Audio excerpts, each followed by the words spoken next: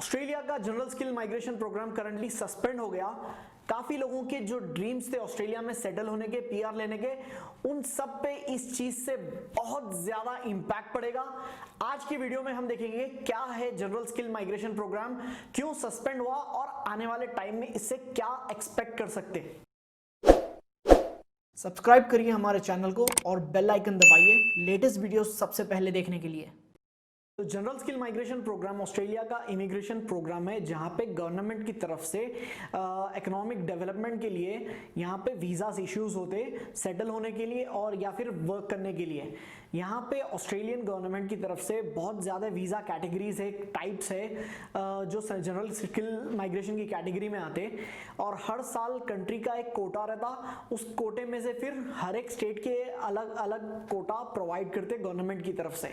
जो सस्पेंड हुए वीज़ास में उसमें सबसे ज़्यादा पॉपुलर दो वीज़ास है, 190 और 491। 491 वीज़ा रिसेंटली इंट्रोड्यूस हुआ था नवंबर 2019 में, अगर सबको याद होगा तो। ऑस्ट्रेलिया में हर साल एक इमिग्रेशन का ईयर रहता या कैलेंडर ईयर रहता इमिग्रेशन का। 1 जुलाई से स्टार्ट होता और जून की 30 एवरी ईयर खत्म होता। तो यहाँ पे हर साल जुलाई की 1 तारीख से पहले कोटास इशू होते वीज़ास के हर एक स्टेट को, हर एक रीजन को। और इस साल हर एक स्टेट के पास से एक नोटिफिकेशन आ गया कि इस साल कोटास इशू नहीं हुए कोई भी वीज़ा के लिए। जो नॉमिनेशन, स्टेट नॉमिनेशंस रहते, रीजनल नॉमिनेशंस रहते, ये वीज़ास इशू नहीं हुए, ना तो स्किल माइग्रेंट्स के लिए, ना तो वर्क बिजनेस पर्सन्स के लिए।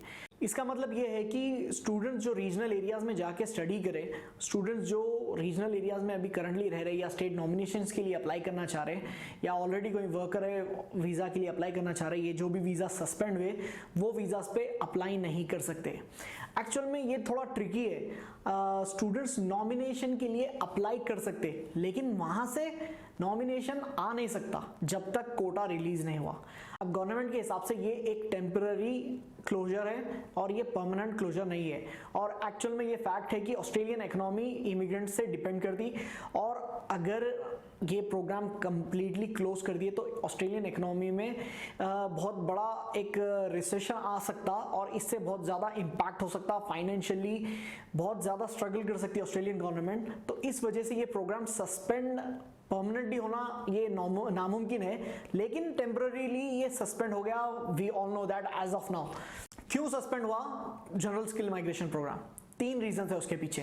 सबसे पहला है गवर्नमेंट की तरफ से एक स्टेटमेंट है कि इमिग्रेशन प्रोग्राम को थोड़ा अपग्रेड करना है और एडजस्ट करना है कोरोना वायरस की सिचुएशन की तरफ से। इकोनॉमिक नीड्स चेंज हो गए और जॉब मार्केट थोड़ी चेंज हो गई, इंपैक्ट हुआ, तो उसकी वजह से प्रोग्राम को अपग्रेड करना चाह रहे हैं और ये सिचुएशन के हिसाब से एडजस्ट करना चाह रहे हैं। तो ये गवर्नमेंट की तरफ से ऑफिशियल स्टेटमेंट है। सेकेंड, इसके पीछे रीजन है कि काफी टाइम से ऑस्ट्रेलियन गवर्नमेंट के इमिग्रेशन प्रोग्राम्स के ऊपर सवाल उठ रहे थे और ऑस्ट्रेलियन गवर्नमेंट की जो मैनेज कर रही थी, करंट गवर्नमेंट है वो जो मैनेज कर रही थी इमिग्रेशन प्रोग्राम्स को, तो वो बहुत ज्यादा मिसमैनेजमेंट चल रहा था और बहुत ज्यादा डिलेज हो रहे थे प्रोफाइल्स में, फाइल्स में। और इसके अलावा भी ये लोग का प्लान था कि इमिग्रेशन के जो प्रोसीजर है प्राइवेट ऑर्गेनाइजेशन को दे देना, यानी आउटसोर्स कर देना वीजा सर्विसेज पूरे। तो ये इस चीज़ के ऊपर फोकस कर रहे थे ये लोग और पूरा उसकी वजह से पूरी जो एनवायरनमेंट क्रिएट कर रहे थे इमिग्रेशन से रिलेटेड, तो वो क्रिएट करने के बाद जब फाइनल स्टेजेस में आ गए थे कि बिडिंग चल रही थी और लोग टेंडर फाइल कर रहे थे, कंपनीज टेंडर फाइल कर रहे थे कि इमिग्रेशन को प्राइवेटाइज कर देने के लिए, जब कोरोना वायरस की सिचुएशन आ गई तो इसकी वजह से बॉर्डर्स लॉकडाउन हो गए, वीजास ड्रॉप हो गए। तो $90 मिलियन से ज़्यादा स्पेंड करने के बाद जो ये इमिग्रेशन का प्राइवेटाइजेशन करने का है, उसके पीछे, बिडिंग के पीछे और टेंडर के पीछे $90 मिलियन से ज़्यादा स्पेंड करने के बाद भी ये लोग समझ गए कि ये वीज़ा आने वाले टाइम में इसका फ्यूचर नहीं है, इससे लॉस होने वाला है। तो वो प्लान ये लोग को ड्रॉप करना पड़ा क्योंकि इमिग्रेशन की सिचुएशन कोरोना वायरस की तरफ से चेंज हो गई, इमिग्रेशन मिसमैनेज था प्राइवेटाइज करने की वजह से।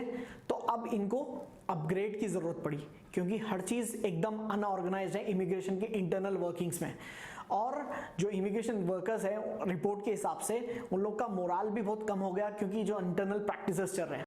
थर्ड रीजन है कि पॉलिटिकल फैक्टर्स हैं, क्योंकि पॉलिटिकली लोगों का डिमांड है कि लोकल्स को प्रिफर करो, लोकल्स को जॉब दियो। ऑलमोस्ट हर जगह चल रहा है, इवन यूएस में भी चल रहा है। तो इस चीज की वजह से भी इस चीज पे इम्पैक्ट पड़ा और ये प्रोग्राम सस्पेंड करे इसको मेजर ओवरहॉल के लिए। काफी दिनों से इमिग्रेशन मिनिस्टर की तरफ से हिंट्स आ रहे थे कि इमिग्रेशन सिस्टम में एक मेजर अपग्रेड लेके आएंगे आने वाले टाइम में। जब प्राइवेटाइजेशन का आइडिया ड्रॉप हो गया था तब से इससे रिलेटेड हिंट्स आ रहे थे। तो ऐसा एक्सपेक्टेड था कि अक्टूबर में नए इमिग्रेशन के अपडेट्स आएंगे। तो सवाल ये उठ रहा था कि अगर अक्टूबर से नए अपडेट्स आएंगे तो जुलाई में इमिग्रेशन ईयर स्टार्ट होता, जुलाई अगस्त सितंबर अक्टूबर, तो 3 महीने तक या 4 महीने तक इमिग्रेशन सिस्टम कैसा चलेगा। उस सवाल का जवाब गवर्नमेंट की तरफ से नहीं आ रहा था, लेकिन अब हम समझ सकते कि उस चीज का जवाब ये था कि टेम्पररी इमिग्रेशन प्रोग्राम सस्पेंड कर देना, स्टेट्स और रीजन्स के लिए टेम्पररी नॉमिनेशंस क्लोज कर देना, और जो स्टेट्स और टेरिटरी से रिलेटेड भी प्रोग्राम नहीं है वो भी काफी लो लेवल पे चल रहा है अभी फिलहाल। तो क्या एक्सपेक्ट कर सकते हैं ये सिचुएशन से आने वाले टाइम में। तो नेक्स्ट 6 मंथ्स की अगर हम बात करें तो 6 मंथ्स के अंदर न्यू इमिग्रेशन अपग्रेड जो आने के हैं वो आ जाते हैं। अब क्लियरली गवर्नमेंट, स्टेट गवर्नमेंट्स भी अनश्योर है कि कब इनको कोटा मिलता, न्यू कोटास, लेकिन अगर एस्टिमेशन निकाले तो ये कोटा अगस्त से अक्टूबर के बीच में मेरे हिसाब से आ सकता, क्योंकि इमिग्रेशन मिनिस्टर की तरफ से हिंट है कि अक्टूबर में हम लोग ये इमिग्रेशन के अपडेट्स करेंगे। कुछ हफ्ते पहले ये स्टेटमेंट आया था, लेकिन कुछ स्टेट गवर्नमेंट की तरफ से स्टेटमेंट है कि अगस्त 15 से रिज्यूम करेंगे। तो ऐसा एस्टिमेशन कर सकते हैं रियलिस्टिकली कि 15 अगस्त से लेके सितंबर अक्टूबर तक ऐसा कुछ हो सकता है इससे रिलेटेड, लेकिन ये 100% श्योर है कि जुलाई में ये प्रोग्राम कंप्लीटली सस्पेंडेड है और पॉसिबली अगस्त में भी हो सकता। बट अगेन जो लोग पीआर के लिए कोशिश कर रहे हैं वो लोग नॉमिनेशंस फाइल कर सकते, अप्लाई कर सकते। नॉमिनेशन रिसीव होने के लिए आपको वेटिंग पीरियड में रहना पड़ता, कुछ जगह पे आप नॉमिनेशन के लिए अप्लाई भी नहीं कर सकते। तो डिपेंडिंग ऑन कौन से रीजन है, कौन से स्टेट में है, तो ये बहुत बड़ा कंफ्यूजिंग सिचुएशन है, बहुत बड़ी। इस चीज से ग्लोबल लेवल पे भी इंपैक्ट पड़ता, सिर्फ ऑस्ट्रेलिया में रहने वालों के लिए नहीं, क्योंकि आप सबको अगर याद होगा तो एक हफ्ता पहले आज से H1B वीजा जो यूएस का था वो वीजा सस्पेंड हो गया था। अब ऑस्ट्रेलिया का पीआर का प्रोग्राम सस्पेंड हो गया। तो ये 2 पॉपुलर कंट्रीज है जो वीजास के लिए लोग अप्रोच करते हैं। तो ये दोनों प्रोग्राम सस्पेंड होने के बाद दूसरे ऑल्टरनेटिव कंट्रीज देखना स्टार्ट कर देते हैं बहुत से लोग। अब दूसरा ऑल्टरनेटिव कंट्री कौन सी है? कनाडा है। कनाडा के भी कुछ प्रोग्राम्स लिमिटेड नंबर्स में चल रहे हैं, रेस्ट्रिक्टेड मोड में चल रहे बोल सकते हैं आप अगर सही वर्ड यूज करें तो। मेजरली मार्च के महीने से कनाडा में भी पीआर के लिए नॉमिनेशंस आ रहे, जो नॉमिनेशंस ड्रॉस होते जो नॉमिनेशन के लिए पीआर के लिए, तो वो ड्रॉस में मेजरली जिन लोगों को ड्रॉ में नाम आ रहा उनका कैनेडियन एक्सपीरियंस क्लास वालों का आ रहा, यानी कि जिन लोगों को मिनिमम 1 ईयर कैनेडियन एक्सपीरियंस है वो लोग को उसमें आ रहा पीआर के लिए।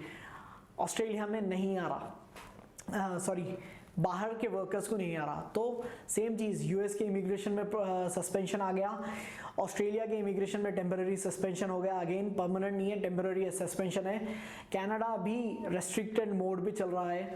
तो 2020 और 2021 का जो ईयर है ये काफ़ी अनप्रिडिक्टेबल है और काफ़ी नेगेटिव इसका इम्पैक्ट पड़ रहा इमिग्रेशन पे, लगभग एवरी फील्ड में इम्पैक्ट पड़ रहा लोगों के जॉब्स और करियर्स पे।